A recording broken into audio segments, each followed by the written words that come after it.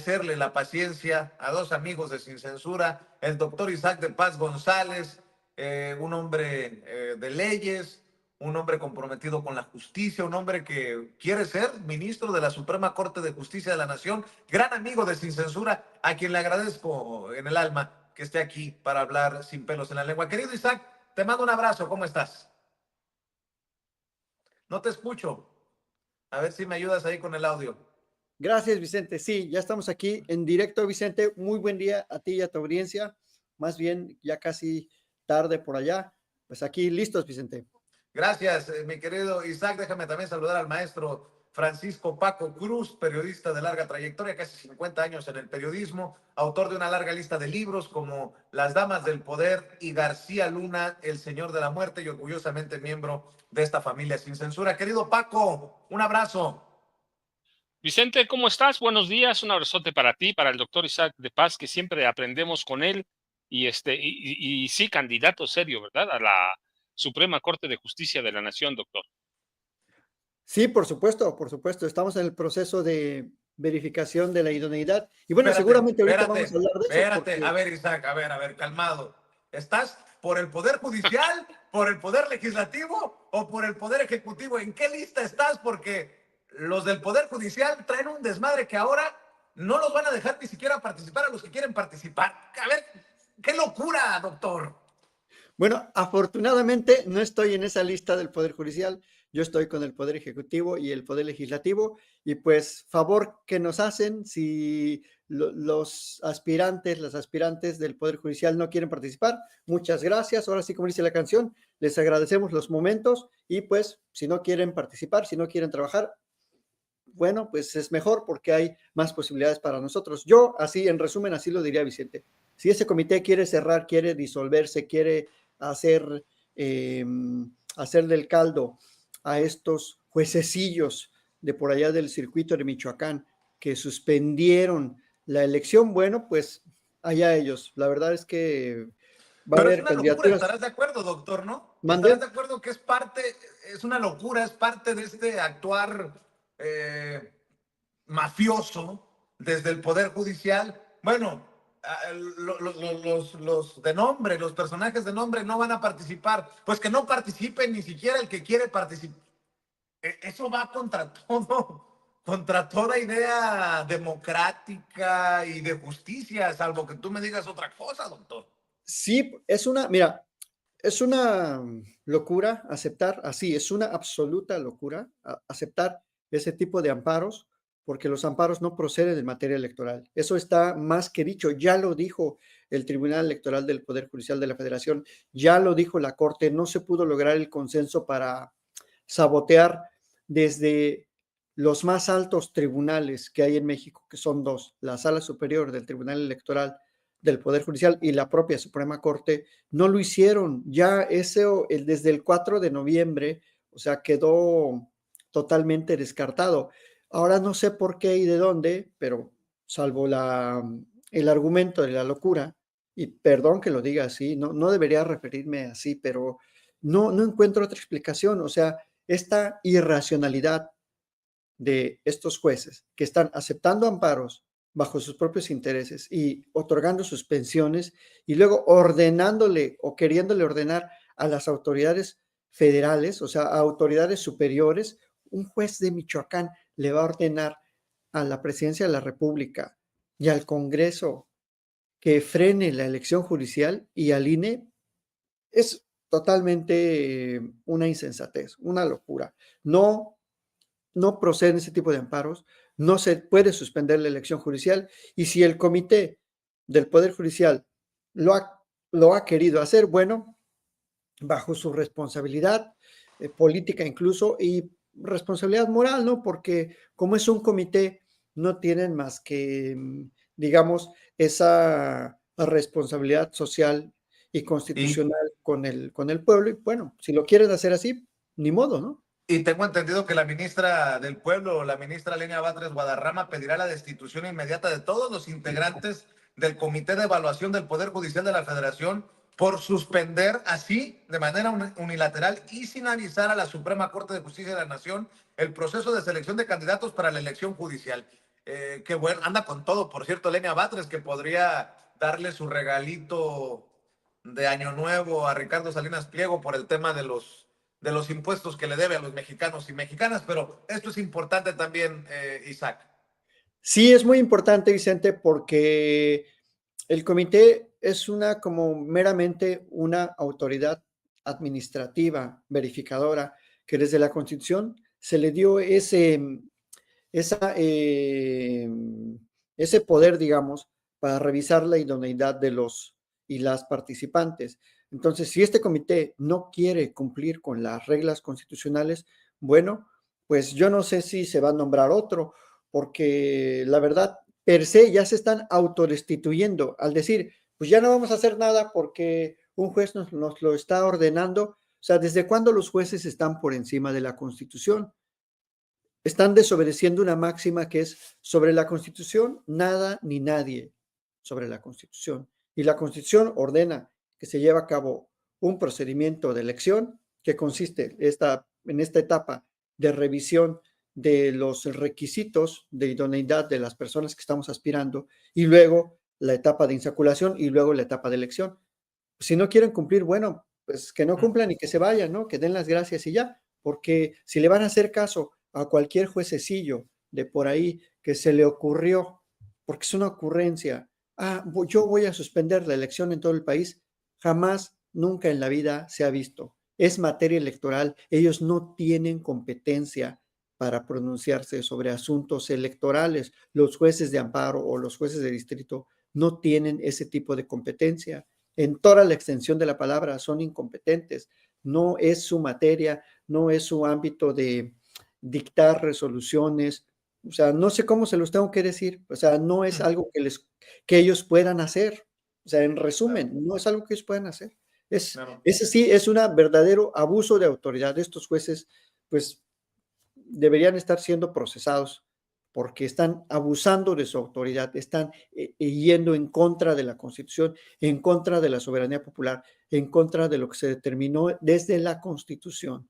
O sea, Bueno, la déjame verdad, escuchar los comentarios, las opiniones del maestro Paco Cruz sobre esto y sobre lo que voy a poner sobre la mesa. También, si tú gustas, querido Isaac, Estados Unidos confirma que el 74%, o sea, más de 7 de cada 10 armas traficadas para los carteles, los miembros del crimen organizado en México, provienen de Texas, Arizona y California, y que la mayoría de los traficantes son hombres blancos y estadounidenses. Los equipos se venden principalmente a los cárteles de Sinaloa y del cártel Jalisco Nueva Generación, y me parece revelador. Y lo que le sigue, este reporte de la Oficina de Alcohol, Tabaco, Armas de Fuego y Explosivos, la ATF en inglés, querido Paco, a esto súmale, pues que hoy fue un día en el que dan a conocer avances importantes en materia de seguridad en la mañanera del pueblo, en los esfuerzos que encabeza Omar García Harfuch y bueno, obviamente la presidenta de México, Claudia Sheinbaum, querido Paco. Vicente, doctor de Paz, fíjate, hay varios temas. Primero, mira, breve, porque ya el doctor Isaac de Paz nos explicó algunas cosas sobre el Comité de Evaluación del Poder Judicial de la Federación para candidatos a la Suprema Corte, a jueces, a magistrados. Y yo tengo una observación. Esto nos dice que cuando quienes eligieron a este Comité de Evaluación tomaron una decisión política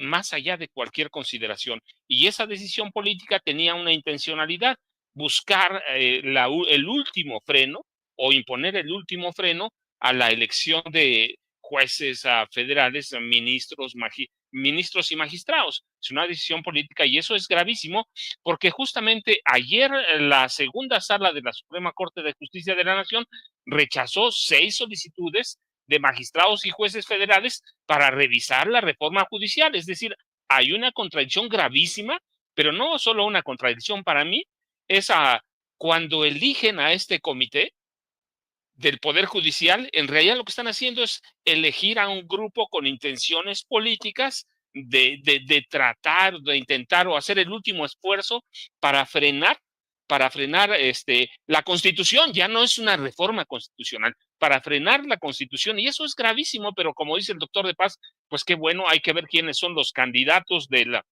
Poder Judicial, pero es eso, están tomando una medida política que no les corresponde, como pues prácticamente sí eran una autoridad meramente administrativa para revisar, o responsable de revisar los currículums, hojas de vida, el accionar profesional de los aspirantes a la elección del próximo 2 de junio. Así que me parece que es gravísimo lo que está pasando. ¿Por qué? Pues porque nos dice que dentro de la Suprema Corte tomaron una decisión política con intencionalidad, eso, de golpear al gobierno de Claudia Sheinbaum Pardo y de tratar de desestabilizar la última intentona. Pero bueno, esa es una, Vicente. Segundo, yo más quería también, bueno, además de hablar de lo que pasó en la mañanera, porque es bien interesante todo lo que pasó, preguntarle al doctor de Paso. Y el periódico Reforma publica en su primera plana, en la portada, que ya están algunos candidatos al Poder Judicial, jueces o ministros o magistrados, están haciendo campañas. ¿Cómo van a hacer campañas? ¿Sobre qué reglas? Él es un candidato, ¿qué? Hay un descontón, hay un albazo, ¿qué está pasando? Pero bueno, esa es una para el doctor de Paz. Pero mira, lo de las armas, siempre lo hemos dicho, Vicente, ¿sí? Qué bueno que en Estados Unidos lo dan a conocer. Le falta contexto, ciertamente, le falta, por ejemplo, decirnos cómo en el sexenio de Felipe Calderón, las autoridades de Estados Unidos, incluida la Oficina de Alcohol, Tabaco y Armas de Fuego y Explosivos, permitió a Calderón y a Genaro García Luna alentar una carrera armamentista entre los cárteles de Jalisco Nueva Generación y de Sinaloa, de tal forma que hubo una complicidad, y eso también lo permitió la DEA.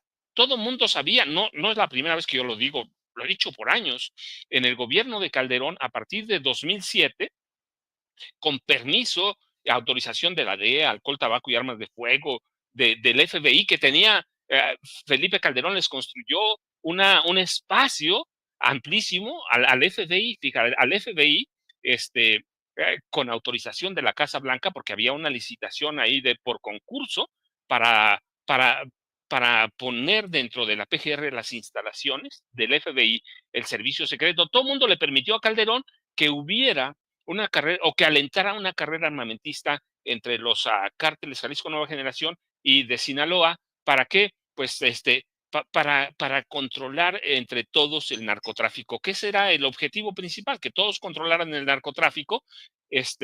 Así que lo que dicen hoy, pues es resultado de eso, si bien es cierto que hay que decirlo, históricamente yo viví entre 84 y 89 en Ciudad Juárez, y me tocaba cubrir mucho la Corte Federal del Paso, me tocaba cubrir las armerías antes de cruzar el Paso, y sigue igual, sigue igual, porque tengo cualquier cantidad de amigos en Juárez.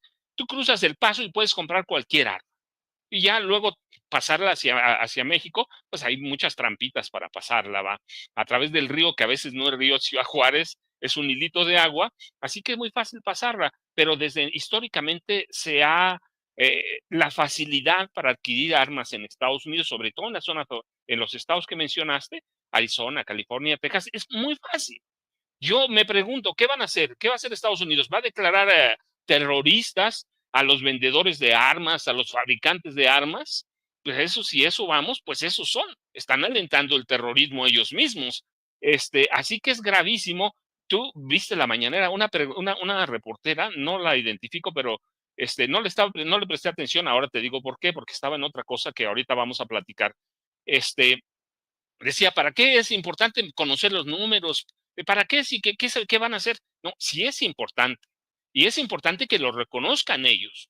Hablan de 200,000 armas, 70%, imagínate. En su momento, yo documenté, por ejemplo, entre 2016 y 2018, documenté cómo Genaro García Luna en sus archivos personales tiene el registro de 500,000 armas que entraron ilegalmente a este país. Y todas esas armas, ¿a dónde están? Él sabía dónde estaban, Calderón sabía no dónde estaban, ¿a dónde están? Pues en los cárteles de la droga. ¿Qué tienen los cárteles de la droga? el fiscal Alejandro Gertz Manero, que es todo un caso para nosotros, lo hemos platicado, pero hoy habló de un tema que es importantísimo, de dos, pero de las armas. Tenía Genaro García Luna 500,000. Así que es importantísimo saber a dónde están, quiénes la tienen por los cárteles de la droga. Decía el fiscal, tienen calibre 50 para arriba, tienen lanzagranadas, lanzamisiles, tienen armamento para declarar guerras a relámpago y replegarse de inmediato.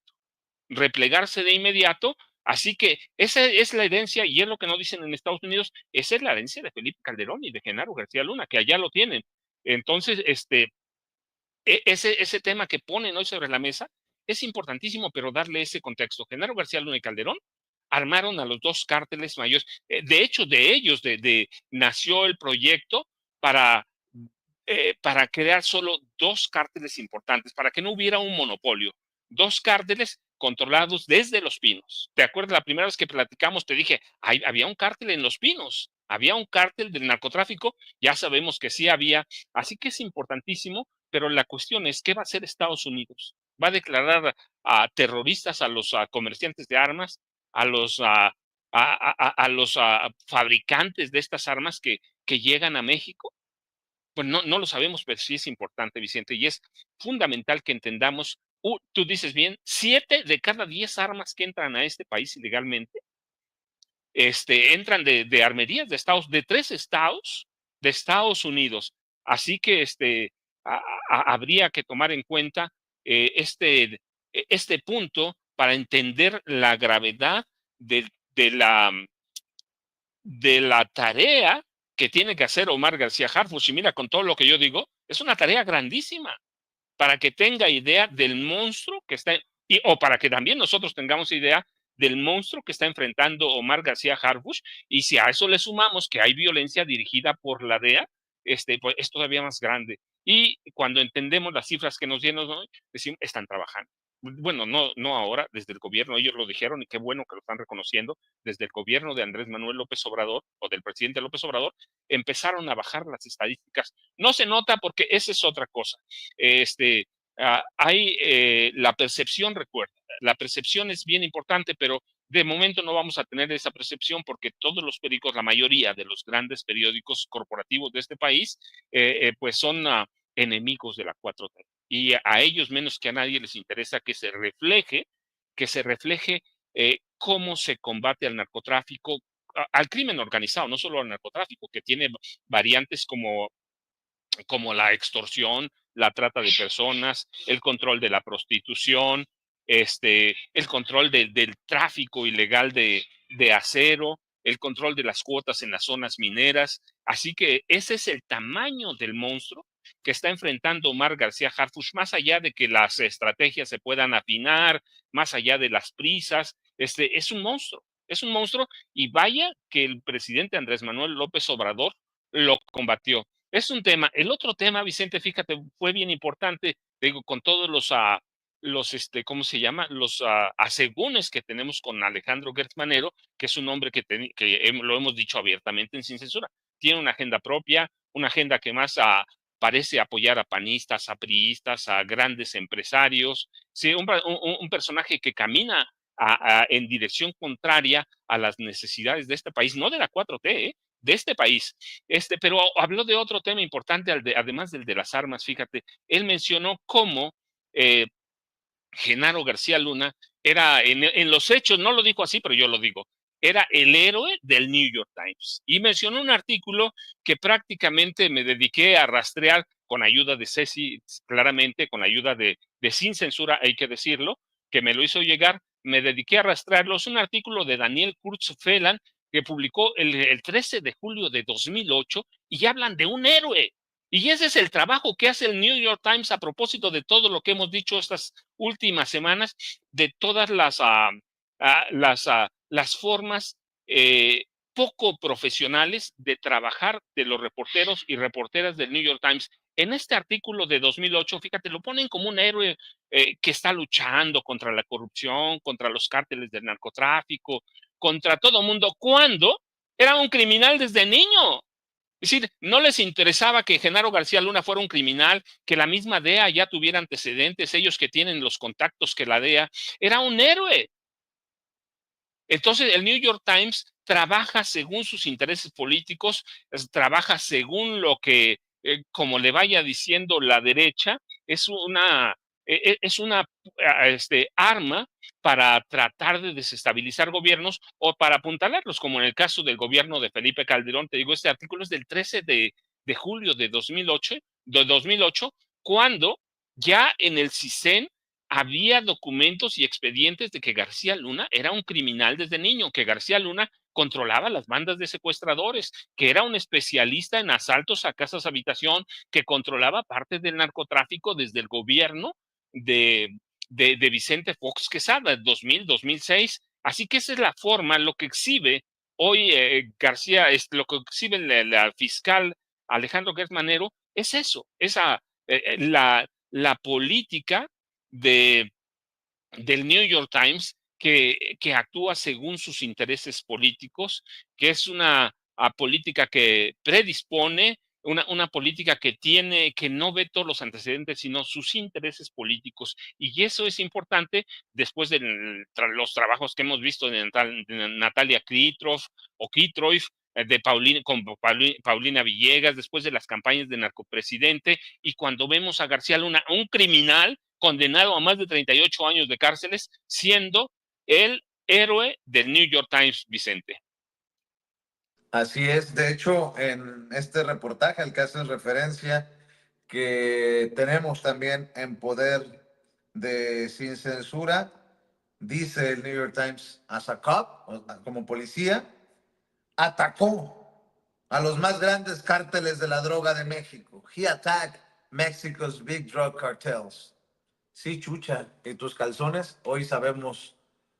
Hoy tenemos otros datos, diría Andrés Manuel López Obrador. Mi querido Isaac de Paz González, tú también has estado dando seguimiento al tema. De hecho, nos enviabas un par de imágenes que también son para ir abonando en la conversación. Sí, muy importante, Vicente, tener en cuenta que la Suprema Corte de Estados Unidos admitió la apelación, digamos, de las armerías de Smith & Wesson, de Barrett, de Glock, de Beretta, porque iba avanzando la demanda del gobierno de México contra las corporaciones que fabrican y venden armas, y la Suprema Corte ya admitió el caso. Esto es una mala noticia porque se perfila en la Suprema Corte una posible decisión para desechar el caso, es decir, para que no avance más la demanda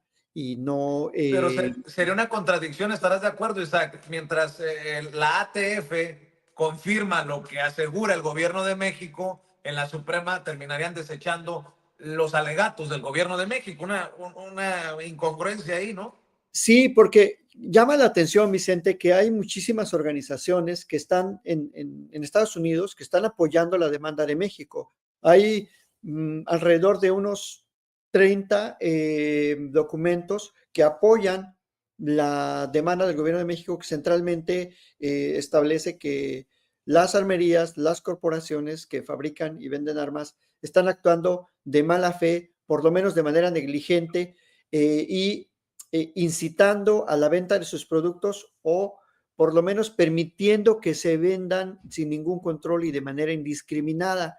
Entonces, muchísimas organizaciones de derechos humanos en Estados Unidos y que están en contra de la violencia de las armas han apoyado esta demanda. Incluso alrededor de 15 attorneys generals o procuradores, como se les conocería en español, alrededor de unos 15 procuradores de distintos estados están sumándose a la demanda de México. Es decir, no va el gobierno de México solo, no es una petición que sea como un llanero solitario ahí dentro del sistema legal estadounidense, sino que varias... At Grainger, we're for the ones who pay attention to every little detail. The ones who fuss, tinker, and sweat the small stuff. Because you know the tiniest thing can make the biggest difference when it comes to keeping business moving. We get it. We're the same way. offering access to product experts to help you quickly and easily find what you need. So whatever your industry, you know you're always getting professional-grade products. Call, click Grainger.com, or just stop by.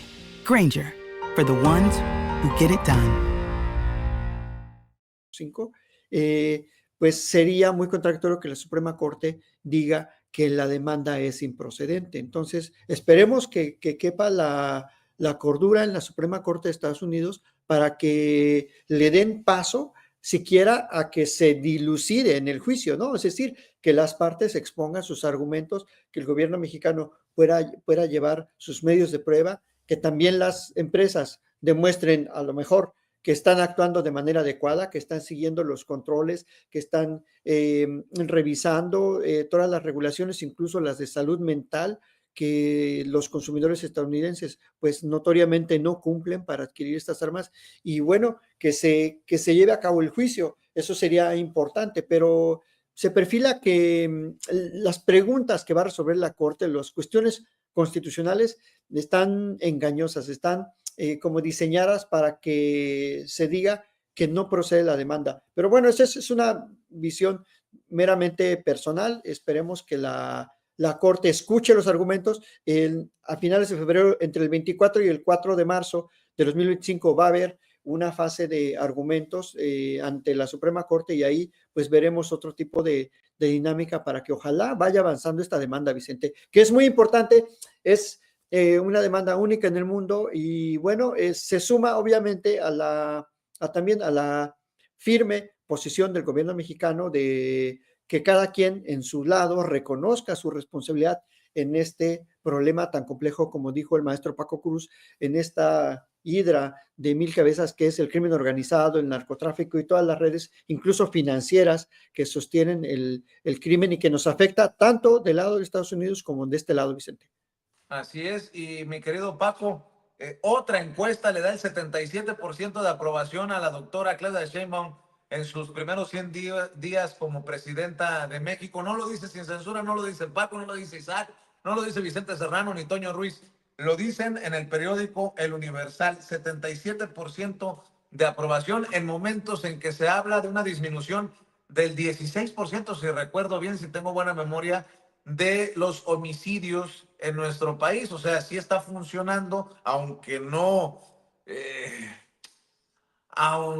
las noticias buenas no las hagan noticias en los medios grandes ni las plumas famosas, pues está funcionando la estrategia de seguridad poco a poco. Mi querido Paco, 77% de aprobación de la doctora Claudia Sheinbaum, abrumadora y de una lápida difícil de quitarse de encima para los que están desde la oposición intentando dinamitar estos esfuerzos de transformación en nuestro país.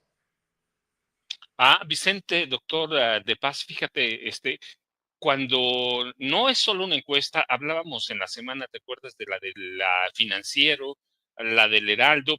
Yo te hacía la aclaración, periódicos abiertamente de derecha, uno de ellos, el Heraldo, con vínculos abiertos, directos hacia Margarita Zavala Gómez del Campo. Cuando encuentras el Universal, uno de los periódicos viejos de este país, o el Financiero, entre Calderón y Peña Nieto, cuando encuentras estos resultados, ¿qué podemos decir? Nada, la gente en este país, por lo menos cuando ves encuesta de encuestas, que es arriba, o es el estudio de todas las encuestas, estudios, análisis matemáticos, la doctora Claudia Sheinbaum Pardo tiene una aprobación superior al 80%, superior al 80%. Y eso, ¿qué podemos decir?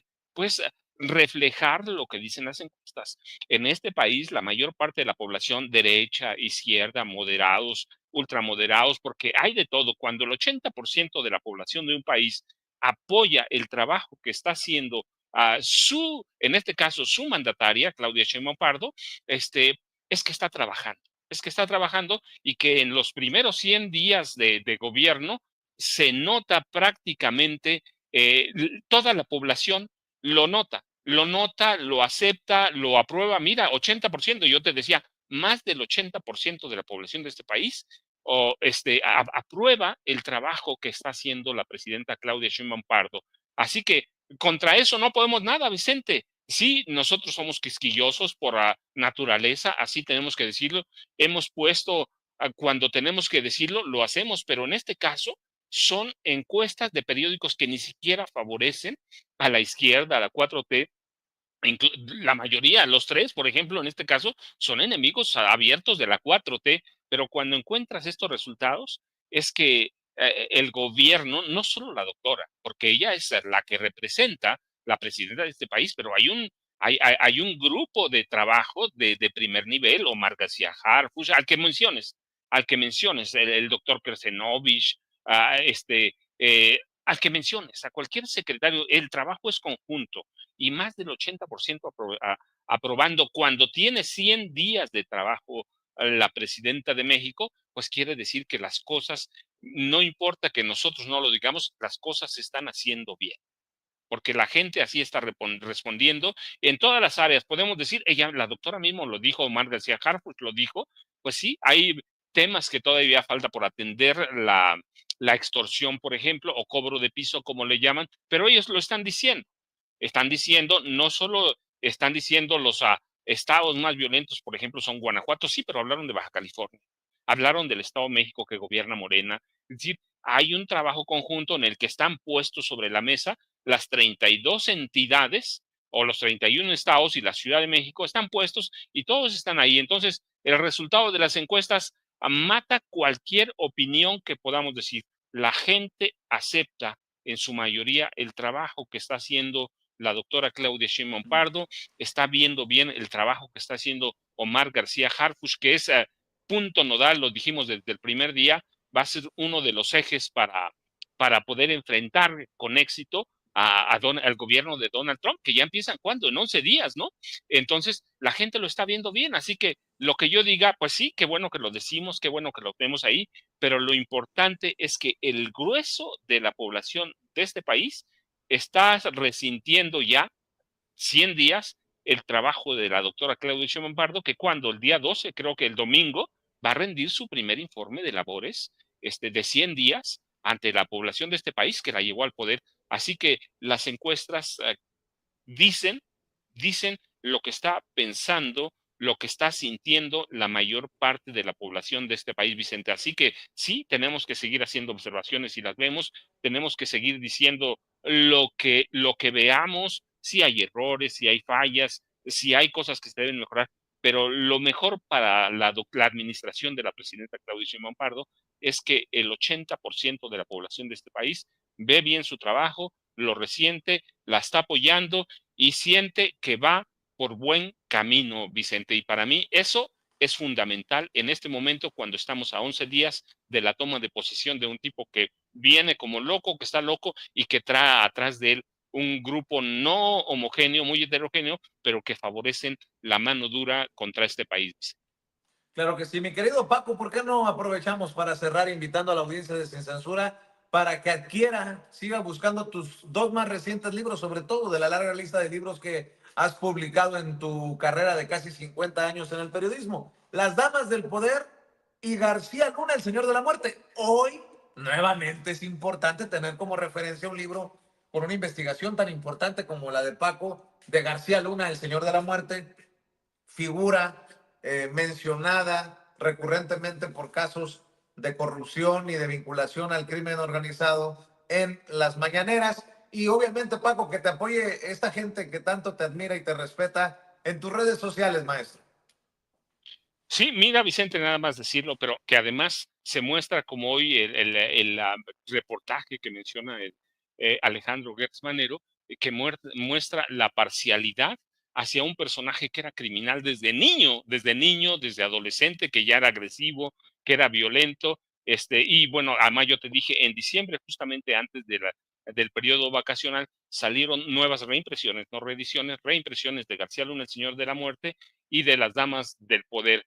Así que están vigentes los libros y la historia de García Luna como de las Damas del Poder siguen vigentes como el primer día que los publiqué, Vicente. Y yo, ya sabes, @ Paco Cruz Jiménez en X, antes Twitter, Francisco Cruz Jiménez en Facebook. Y muchas gracias, Vicente. Un abrazote para ti, para el doctor Isaac de Paz, que